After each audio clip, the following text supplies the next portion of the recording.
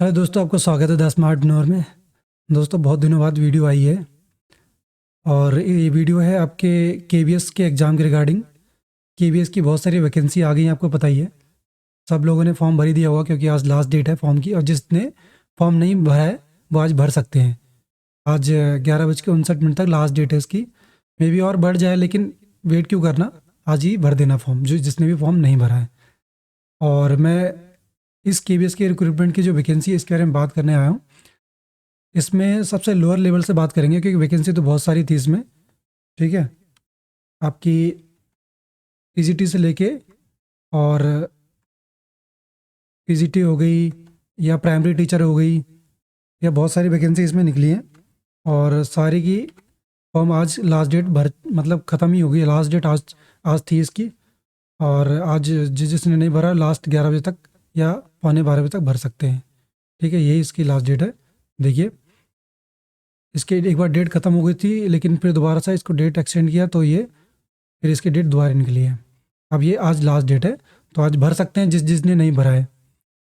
और अब एग्ज़ाम की डेट की बात कर लें। एग्ज़ाम की डेट कब आएगी, इसके एग्ज़ाम की डेट का अभी डिसाइडेड नहीं है, लेकिन अगर इसके केवीएस के कैलेंडर के हिसाब से बात करें तो ये अप्रैल अप्रैल के बाद में हो सकता है। मार्च में तो इनके अपने इंटरनल एग्ज़ाम है केवीएस के, क्योंकि जो इंटरनल रिक्रूटमेंट है तो उनके एग्ज़ाम है। उसके बाद अप्रैल में इसका आपके पास अप्रैल तक का टाइम है, आप इसमें तैयारी कर सकते हैं। अच्छा ऑप्शन है कि ठीक है। तो सबसे पहले हम लोअर लेवल की बात करते हैं। जो सबसे अगर स्टार्टिंग पॉइंट बोला जाए केवीएस का, वो है जूनियर असिस्टेंट का, जिसकी वैकेंसी की बात करते हैं ये। ठीक, इसमें वैकेंसी कितनी है आज ये देख लेते हैं। इसमें वैकेंसी है, अगर हम अनरिजर्व कैटेगरी की बात करें तो 286 वैकेंसी है। ठीक है, फिर ईडब्ल्यूएस की बात करें तो 189 ठीक ठाक है। और उसके बाद ओबीसी, फिर आपकी कैटेगरी अदरवाइज ऐसे ऐसे कैटेगरी चलती आती है, लास्ट में एसटी की। और ये सब टोटल कैटेगरी है। टोटल जो वैकेंसी है वो 702 है। 52 हो गई, 105 हो गई, 70 हो गई, ये सब। ठीक, चलो ये तो रहेगी इसकी वैकेंसी की बात। लेकिन अब इसकी तैयारी कैसे करनी है, इस एग्ज़ाम को क्रैक कैसे करें।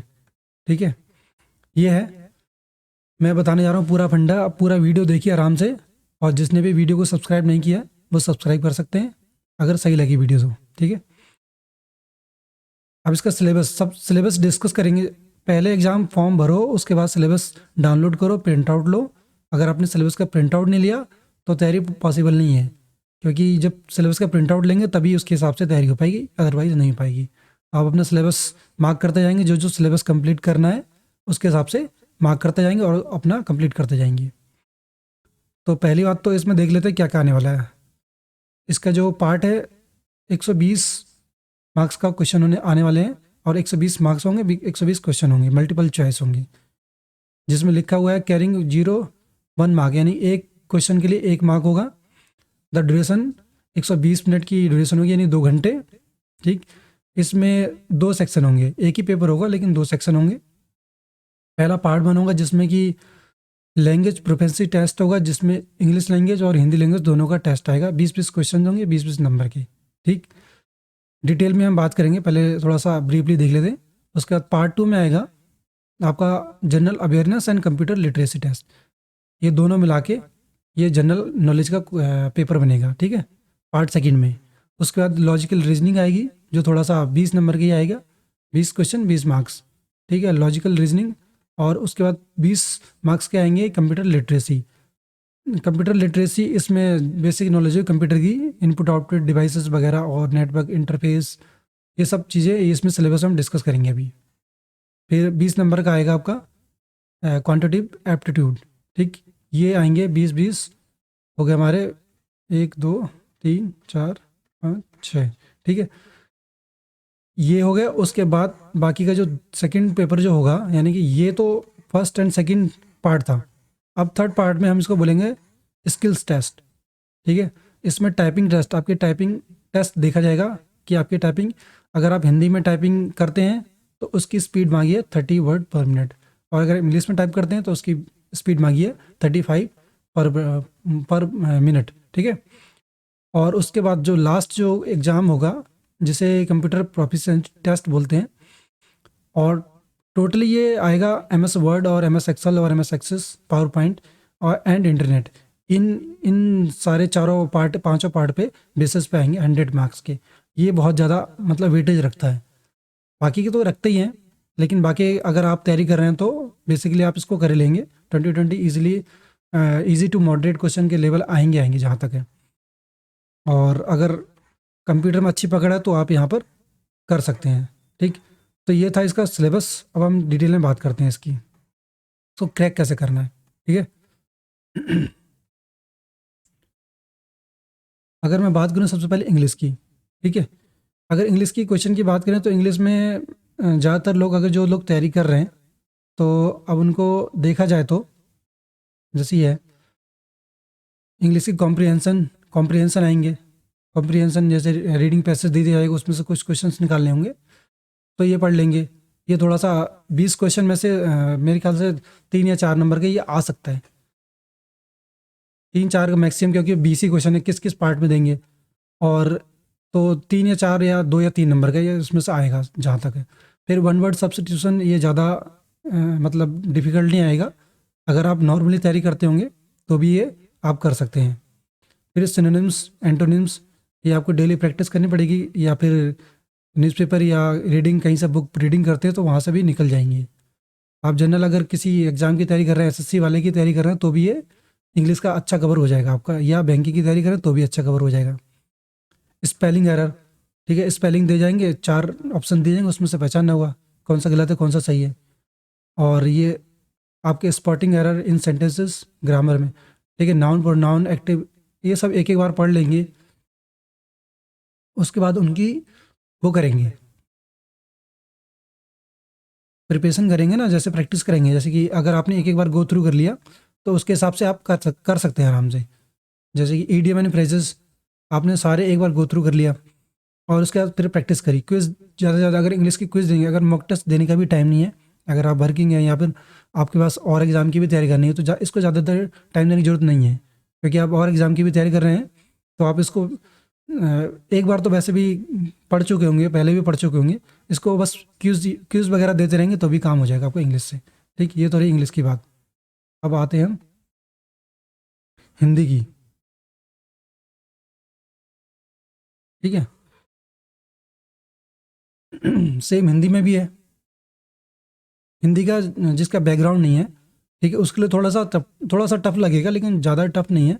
अगर एक बेसिक बुक उठा के भी देखेंगे ना हिंदी की, तो उसमें सिर्फ अगर जिसका इंग्लिश मीडियम है उसको थोड़ा सा दिक्कत आएगी इसमें, लेकिन अगर वो पढ़ेंगे तो भी उनको भी समझ आ, जैसे उसमें सिनोनिम्स, इसमें पर्यायवाची है, ठीक है, एंटोनिम्स, सिनोनिम्स, और जैसे ईडियम्स, फ्रेजेस, ये मुहावरे, इनमें हिंदी भी बोलते हैं मुहावरे, और उधर ईडियम्स, फ्रेजेस, लोकोक्ति हो गए, और ये शुद्ध अशुद्ध यानी कि एरर फाइंड आउट करना है सेंटेंस में, और ये संधि विच्छेद हो गए, 2 वर्ड को कंबाइन करके दे दिया जाएगा, उनको या तो संधि बनानी होगी या विच्छेद करना होगा। ठीक, इस तरह के अलंकार हो गए, समास, वचन, लिंग और अनेकार्थी, यानी कि वन वर्ड सब्स्टिट्यूट इसको बोलते हैं, अनेकार्थी वर्ड जो होते हैं, तो इनके लिए एक वर्ड निकालना। ठीक, तो ओवरऑल हिंदी का भी इतना ज़्यादा टफ नहीं है, लेकिन प्रैक्टिस करना पड़ेगा, ऐसा नहीं है। ठीक है, कोई नौकरी अगर दे रहा है तो ऐसा नहीं देगा। हिंदी में अगर जिसका बैकग्राउंड इंग्लिश का है तो हिंदी में थोड़ी ज़्यादा मेहनत कर ले, बाकी हो जाएगा इसमें भी। अब जो नेक्स्ट पार्ट आया, जिसके लिए आपको मेन सेलेक्ट किया जा रहा है, ठीक है, इस पर ज़्यादा फोकस होगा, क्योंकि ये कंप्यूटर के जूनियर असिस्टेंट्स की पोस्ट है, तो इसके लिए इस पोस्ट के हिसाब से कंप्यूटर पे ही ज़्यादा वर्क किया जाएगा। इसलिए तो दो तरह से ये कंप्यूटर लिटरेसी टेस्ट ले रहे हैं, एक ये पार्ट 1, पार्ट 2 में ले रहे हैं, ठीक है, और हिंदी, इंग्लिश और कंप्यूटर लिटरेसी टेस्ट ये देखो। ठीक है, जनरल नॉलेज हो गया, 20 क्वेश्चन 20 मार्क्स। आपका जो बेसिक जो जनरल नॉलेज है उसको चेक किया जाएगा, ठीक है, आप कितना अवेयर रहते हैं स्पोर्ट्स की न्यूज़। मैं तो ये कहूँगा जो ज़्यादा अगर हिस्ट्री वगैरह नहीं पढ़ना चाहता, ज्योग्राफी नहीं पढ़ना चाहता, तो अगर इसमें कोई सेक्शनल कट ऑफ नहीं है, आप आराम से निकाल सकते हैं। तो आपको ओवरऑल कट ऑफ निकालनी है, ठीक है। स्पोर्ट्स हो गया, आप करंट अफेयर का जो बेसिक बेसिक पढ़ सकते हैं, डेली रूटीन में जो चल रहा है वो पढ़ सकते हैं। Scientific research, constitutions, polity, Indian polity में जैसे मेन मेन कॉन्स्टिट्यूशन है उनको पढ़ सकते हैं, ठीक। तो ओवरऑल अगर आप इस तरह का जो हिस्ट्री है, इंडियन ज्योग्राफी है या इकोनॉमी है, थोड़ा अगर बोरिंग जैसा लगता है तो आप बाकी ये चीज़ें पढ़ सकते हैं, आराम से हो जाएगा। दूसरी चीज़ लॉजिकल रीजनिंग। बाकी देखो ये सब्जेक्ट है ना, जो ये वाले आपके जनरल इंग्लिश हो गया, इसमें क्वेश्चंस ज़्यादा गलत होते हैं तो अच्छे से करना पड़ेगा, ध्यान से करना पड़ेगा। हिंदी में आपको भी ध्यान से, सही लगेंगे सारे लेकिन गलत हो जाते हैं, इसमें भी ध्यान से करना पड़ेगा। इसमें जो आता है वही करना पड़ेगा, ऐसा तो है नहीं कि इसमें दिमाग लगाओगे ज़्यादा तो ज़्यादा मार्क्स आ जाएंगे, नहीं। ठीक है, तो जो आता है वही करना पड़ेगा। लेकिन एक रीजनिंग और एक जो आपका क्वांटिटेटिव एप्टीट्यूड है, ये मार्क्स देते हैं ज़्यादा। ठीक है, तो इस पे आप अगर फोकस करते हैं तो आप ये, जैसे लॉजिकल रीजनिंग होगी, 20 क्वेश्चन है तो 20 के 20 आप मार्क्स ला सकते हैं इसमें। ठीक है, क्योंकि मेहनत करेंगे, अगर आपने इसमें प्रैक्टिस कर ली अच्छी तो सारे कुछ पढ़े हुए लगेंगे, क्वेश्चन ज़्यादा इजी आएंगे। और मेन इनको जो देने का मतलब यही है कि आपकी जो ओवरऑल जो नॉलेज है ना, लॉजिकल रीजनिंग हो गई या फिर मैथ हो गई और हिंदी इंग्लिश सारा चेक करना है बस इसमें। तभी थोड़े थोड़े क्वेश्चन दिए लेकिन चेक सारे करेंगे। ठीक, तो इसमें सारा अच्छे से करना है प्रैक्टिस का, लॉजिकल रीजनिंग की। ठीक, ज़्यादा मार्किंग दे सकती है, अच्छे मार्क दे सकते हैं। फिर आते हैं कंप्यूटर लिटरेसी टेस्ट। अब इनका जो मेन फोकस है कंप्यूटर लिटरेसी पे रह रहा है।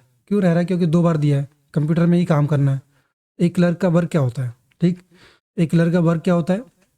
कोई डेटाबेस बनाना, एंट्री करना, कुछ भी। ठीक, या डेटा शीट या एम्प्लॉय की सैलरी बनाना, सैलरी उसकी एक्सेल शीट बनाना। तो ये सारी चीज़ें, उससे पहले एक्सेल शीट तो बनाओगे जब कंप्यूटर की नॉलेज होगी। और उनके पास इस चीज़ की प्रायोरिटी होगी जो लोग थोड़ा सा बेसिक जानते हैं कंप्यूटर का या जिसने कोर्स किया हुआ है, तो उनको ज़्यादा फ़ायदा मिलेगा। तो इसमें क्या है, पहले तो ये चेक कर लेंगे, आपको नॉलेज होनी चाहिए रैम क्या होता है, इनपुट डिवाइस क्या होती है, हार्डवेयर क्या होता है, सॉफ्टवेयर क्या होते हैं, कौन कौन से डिवाइस यूज़ होती हैं। ठीक है, फाइल सिस्टम किस किस टाइप के फाइल सिस्टम, जैसे कि पीडीएफ है, डॉट पीडीएफ, ये पीडीएफ के लिए होती है, आपको पता होना चाहिए। डॉट टेक्स्ट फाइल होती है, डॉस ये डॉक्स होती है, डॉक्यूमेंट फाइल होती है, डॉट। तो इस टाइप के ये सब सारी चीज़ें इसमें पूछी जाएंगी। इस वाले पार्ट में 20 क्वेश्चन आएंगे टेक्नोलॉजी से रिलेटेड। और दूसरी चीज़ अवेयरनेस के बारे में भी पूछेंगे, जैसे ये information technology and society Indian act. आपको अगर आईटी वाले में मतलब कंप्यूटर में काम कर रहे हैं तो आपको इसके एक्ट भी थोड़े बहुत मालूम होने चाहिए, तो ये सब पढ़ेंगे। ठीक है, डिजिटल सिग्नेचर। दूसरी चीज़ मैं बता दूं कि आपको पढ़ना कहाँ से है, मैं कंप्यूटर के बारे में सारा कुछ बताऊंगा। अगर आपको जैसे कोई दिक्कत आ रही है इसमें, बाकी सब्जेक्ट तो आपको कहीं से भी मिल जाएंगे लेकिन कंप्यूटर के बारे में हर जगह से नहीं मिलेगा। सटीक सटीक मैं जो मटेरियल है कहाँ से मिलेगा वो मैं बताऊंगा अभी थोड़ी देर में, इसके वीडियो के एंड में बताऊंगा, तो वीडियो में बने रहना। ठीक है, ठीक। तो ये हो गया कंप्यूटर लिटरेसी टेस्ट।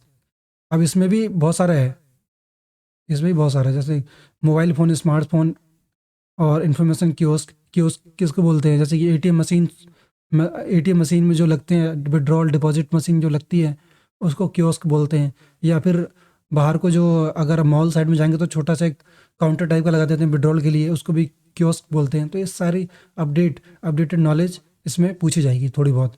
ठीक है, फिर क्वांटिटी एप्टीट्यूड के बारे में बोले तो ये तो आपको मार्क दे सकता है, अगर ज़्यादा ज़्यादा अच्छे से पढ़ के जाएंगे, ज़्यादा सारी चीज़ें करके जाएंगे तो ये 100 में से 100 मार्क्स, यानी कि 20 में से 20 मार्क्स दे सकता है ये। 20 क्वेश्चन 20 मार्क्स। तो आपको इसमें से क्या करना है, फोकस इसमें करना है। फोकस सबसे पहले आपको देना है कंप्यूटर में। ठीक है, कंप्यूटर लिटरेसी टेस्ट में ज़्यादा फोकस देना है, यानी कि अगर आप 3 घंटे दिन में डिसाइड करते हैं तो 2 घंटे या 1.5 घंटे आप इसमें से कंप्यूटर का ही पढ़े, क्योंकि कंप्यूटर का अभी नीचे मैं बताऊंगा बहुत ज़्यादा सिलेबस है। 1.5 घंटे इसमें पढ़े और बाकी के जो सब्जेक्ट हैं आप उनको थोड़ा थोड़ा टाइम दे सकते हैं, मैथ में, रीजनिंग में, क्योंकि ये ज़्यादा मार्क देते हैं। उसके बाद थोड़ा थोड़ा इसको भी पढ़ते रहें डेली डेली। टाइम है लेकिन टाइम का ज़्यादा यूटिलाइज करेंगे तो ज़्यादा फायदा होगा। अब आते हैं लास्ट में स्किल टेस्ट में। इसकी मैं बताऊंगा कि आप तैयारी कैसे करें। स्किल जो टाइपिंग टेस्ट है, जिसने मतलब पहले प्रैक्टिस करी है उसके लिए तो अच्छा है, थोड़ी बहुत प्रैक्टिस करी हुई है। लेकिन जिसने बिल्कुल प्रैक्टिस नहीं करी उनको मैं बोलूँगा कि अभी जस्ट जितना टाइम है, डेली के डेली कम से कम आधा घंटा, 30 मिनट तो आपको देना ही पड़ेगा। 30 मिनट प्रैक्टिस के लिए देना पड़ेगा। और अगर जैसे कि किसी के पास कंप्यूटर नहीं है, ठीक है, कंप्यूटर नहीं है, टाइपिंग टेस्ट के लिए कहाँ जाएं? तो आप साइबर कैफ़े में आधा घंटा डेली जा सकते हैं, पर डे का आपको चार्ज लगेगा।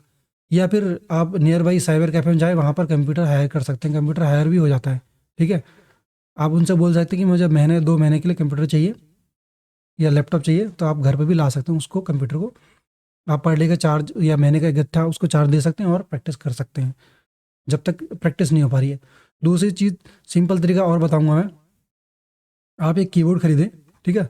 सिंपल कीबोर्ड खरीदें और सामने बुक रखें। ये देखो, इमेजिनरी तरीका है लेकिन काम करता है। जिसके पास नहीं है वो नॉर्मल कीबोर्ड में टाइप करे। चेक करने के लिए आप यहाँ पर कीबोर्ड को लाएं और एक वो ले लें। आजकल वो भी होता है, मोबाइल में भी कर सकते हैं कीबोर्ड के थ्रू। उसमें एक कनेक्टर लाएं, उससे भी टाइप कर सकते हैं नोटपैड, और यूएसबी कनेक्टर लाएं और आप लगा सकते हैं। लैप मोबाइल से भी हो सकता है। तो ये तरीके हैं, लेकिन आपको ओवरऑल 30 मिनट करना पड़ेगा प्रैक्टिस, अदरवाइज पॉसिबल नहीं है। पहली बात, और थोड़ा सा और इसमें थोड़ा सा बता दूं, कंप्यूटर टाइपिंग के लिए आप टाइपिंग मास्टर डाउनलोड कर सकते हैं। उसका क्रैक वर्जन आता है, वो भी डाउनलोड कर सकते हैं, ठीक है। और उससे प्रैक्टिस स्टार्ट करें। जैसे ही आपको सारी रो याद हो जाएं, कीबोर्ड की सारी रो याद हो जाएंगी, उसके बाद आप नॉर्मल पेपर में, नॉर्मल उसमें जैसे नोट पैड हो गया, नॉर्मल वर्ड पैड, उसमें भी टाइपिंग प्रैक्टिस कर सकते हैं। तो आराम से 3 महीने तो लगेंगे अच्छे से टाइपिंग आने में, स्पीड आने में। 35, 40 आपकी नॉर्मल आने लग जाएगी, तो आप आराम से पास कर सकते हैं इसको। अब आइए बारी लास्ट, कंप्यूटर प्रोफिशिएंसी टेस्ट। ये बहुत वेटेज रखता है यहाँ पर।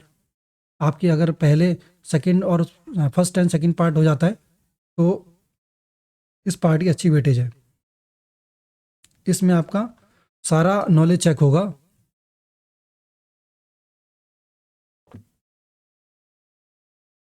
सबसे पहली बात है एमएस वर्ड। एमएस वर्ड में आप क्या क्या, मतलब कितने कितने फॉर्मूले फॉर्मूले फॉर्मूले लग जाते हैं, कहाँ से क्या होता है, ये सारी चीज़ें आपको देखनी पड़ेंगी, ठीक। अभी मैं बताऊंगा कि आपको कहाँ से तैयारी करनी है ये सारे इस चीज़ की। अब जैसे एमएस वर्ड है, इसमें इंसर्ट में क्या आता है, पेज लेआउट में क्या है, इसमें क्या है, अगर आपको कोई शीट बनाने को देते हैं या कुछ टेबल इंसर्ट करने के लिए देते हैं, तो आप कहाँ से करेंगे, ये सारी चीज़ें, ठीक है। एमएस वर्ड में ये पूछेंगे। एमएस एक्सेल, एमएस एक्सेल के बारे में, एमएस एक्सेल बहुत वास्ट है, अगर उसमें पढ़ें तो बहुत ज़्यादा, लेकिन आपको इसके हिसाब से पढ़ना है। ज़्यादा डिटेल में भी नहीं पढ़ना और ज़्यादा कम भी नहीं पढ़ना है कि आपका एग्ज़ाम पास ना हो पाए। तो दूसरी चीज़, फिर एमएस एक्सेस है। एमएस एक्सेस कोई ध्यान देता नहीं, लेकिन इसमें हम जैसे मार्कशीट बनाते हैं, टेबल अटैच करते हैं, थोड़ा सा इसमें एसक्यूएल भी यूज हो जाता है। तो एमएस एक्सेल से जो शीट बनेगी वो एमएस एक्सेस के थ्रू डेटाबेस से कनेक्ट होती है। तो ये सारे एक दूसरे से इंटर रिलेटेड है। फिर आता है पीपीटी बनाने की एमएस पावर पॉइंट। ये तो बहुत ही ज़्यादा इंपॉर्टेंट है, कहीं भी प्रेजेंटेशन दोगे तो आपको एमएस पावर पॉइंट आना चाहिए, ठीक है। तो ये सारी चीज़। फिर इंटरनेट की नॉलेज भी होनी चाहिए, क्योंकि आज की डेट में बिना इंटरनेट के कुछ है नहीं। और इंटरनेट तो आपको ज़्यादातर पता ही होगा, इंटरनेट हर कोई यूज़ करता है। सर्फिंग, गूगल से कैसे सर्च करना है। कोई अगर जैसे कि कोई आपके बॉस ने कोई डिटेल दे दी, बनाने के लिए दे दिया, कोई डेटा एंट्री दे दी, और आपसे कहेंगे गूगल में सर्च कर लेना, आप मतलब नेट से सर्च कर लेना, तो आपको पता नहीं होगा तो कैसे सर्च करेंगे। तो इसके थ्रू आप इंटरनेट की नॉलेज भी चेक की जाएगी। तो ओवरऑल जो इस जो टेस्ट है ये कंप्यूटर का, ये 100 मार्क्स का होगा। सब में से थोड़ा थोड़ा आएगा। तो 1, 2, 3, 4, 5 है, तो ओवरऑल हर टॉपिक से 20-20 क्वेश्चन आ जाएंगे, ठीक है। अभी इसकी तैयारी कहाँ से करनी है, अभी नीचे दे रखा है, there will be no interview for post of LDC. ये एलडीसी की पोस्ट होगी, इसके लिए कोई टेस्ट यानी कि इंटरव्यू नहीं होगा। और इसमें लिखा है आपका skill test is qualifying in nature and candidates have to obtain minimum 40 marks in computer proficiency test, ठीक। ये जो टाइपिंग टेस्ट है वो क्वालिफाइंग नेचर है, सिर्फ क्वालिफाई करना है आपको। और इसमें आपको 100 में से 40 नंबर लाने हैं, ठीक है, इस वाले टेस्ट में। And also qualifying the typing test as per prescribe norms, ठीक। इसके हिसाब से आपको मतलब 35 की स्पीड चाहिए, इससे कम नहीं होनी चाहिए। फिर the final merit list will be prepared on the basis of obtained by the candidates in the written test only. जो फाइनल जो मेरिट निकलेगी वो रिटर्न के बेस पे निकलेगी। इसमें से 40% आने चाहिए, ठीक है। ये हो गया क्वालिफाइंग नेचर में। और इसमें से ये नहीं देखा जाएगा कि आपके 60 हैं या 70 हैं। ये सिर्फ क्वालिफाइंग नेचर का है, मतलब 40 आ गया तो आप पास है, अगर 70 भी आए तो भी पास है, 40 आए तो भी पास है। ये इसकी अच्छी चीज़ है। आपको 40 नंबर लाने 100 में से, और उसमें 35 स्पीड लानी है, आप क्वालिफाई है। लेकिन जो मेरिट बनेगी वो उसके बेस पर बनेगी, जो आपका फर्स्ट एंड सेकंड पार्ट है रिटर्न का। ठीक है। अब आते हैं जो लास्ट जो मैंने बताया था आपको तैयारी कहाँ से करनी है, कहाँ से मिलेगा एग्जैक्ट मटेरियल, अब वो उसके बारे में बात कर लेते हैं। आपने अगर यहाँ तक वीडियो देखा है तो ज़रूर आपको फ़ायदा मिलेगा। ठीक, आपको यूट्यूब में जाना है।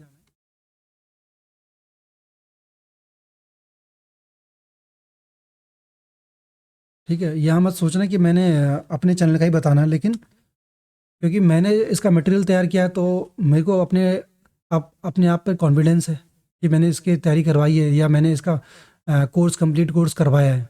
ठीक, आपको सिर्फ यहाँ पर टाइप करना द स्मार्टप्रेन्योर, मेरे चैनल का नाम, और यहाँ पर आ जाएगी वीडियो सारी। ठीक है, यहाँ से देखेंगे आपको वीडियो सारी मिल जाएंगी A to Z। आपको MS ऑफिस के बारे में पढ़ना है, अगर नेटवर्क के बारे में नहीं पढ़ना है, आपको MS ऑफिस के बारे में ही पढ़ना है, तो यहाँ पे सारी वीडियो मिलेंगी आपको, देखिए। और अगर आपको सटीक सटीक चाहिए उसके लिए सिर्फ MS office, MS word, power, मतलब MS ऑफिस का पूरा वीडियो, जो एक्सेल हो जिसमें पावर पॉइंट हो, MS एक्सेस हो, उसकी मैं प्लेलिस्ट अलग से बना दूंगा, क्योंकि मैंने कंटेंट पूरा बनाया हुआ है कंप्यूटर का A to Z। आप इसमें से पढ़ेंगे और आपको 100% देखना, इसमें तो पास ज़रूर हो जाओगे। मैंने ये वीडियो बनाई हुई है सारी, देखो। ठीक है, यहाँ से आप पढ़ सकते हैं पूरा पूरा सिलेबस है कंप्यूटर का। किसी भी एग्ज़ाम, सिर्फ ये एग्ज़ाम नहीं है, कोई भी एग्ज़ाम है जिसमें आप इस वीडियोस, हमारी मेरी वीडियोस के थ्रू पढ़ेंगे तो आपको सारा फ़ायदा ही फ़ायदा मिलेगा, नुकसान कहीं पे नहीं मिलेगा। और मैंने मैराथन क्लास भी ली हुई है, उसमें भी आप कर सकते हैं। और मैं अलग से प्लेलिस्ट में जाएंगे तो मैंने यहाँ पर प्लेलिस्ट भी बना रखी है। ठीक है, ये कंप्यूटर अवेयरनेस की जो मैराथन है, आपको जैसे लास्ट एग्जाम के टाइम में वो करना है, रिवीजन करना है, तो इससे पढ़ सकते हैं। कंप्लीट लेना है तो यहाँ से पढ़ सकते हैं। दूसरी चीज़, इस KBS के एग्ज़ाम के लिए स्पेशली मैं प्लेलिस्ट बना दूंगा, आप वहाँ से भी देख सकते हैं। ठीक है, तो तब तक के लिए आप ये तैयारी करें, और जो नेक्स्ट वीडियो होगी वो आपकी अब आएगी, क्योंकि बाकी पोस्ट के बारे में ही बताना है। तो ASO है, SSO है, सेक्शन ऑफिसर, और दूसरी असिस्टेंट सेक्रेटेरिएट असिस्टेंट की पोस्ट है, फिर लास्ट में PGT। ठीक, तो लगातार 2-3 वीडियो आएंगी इसकी KBS के रिगार्डिंग। तो आगे देखने के लिए ज़रूर लाइक करें या सब्सक्राइब कर दें, ताकि नोटिफिकेशन के थ्रू आपको वीडियो मिल जाए। थैंक यू, बाय बाय, जय हिंद।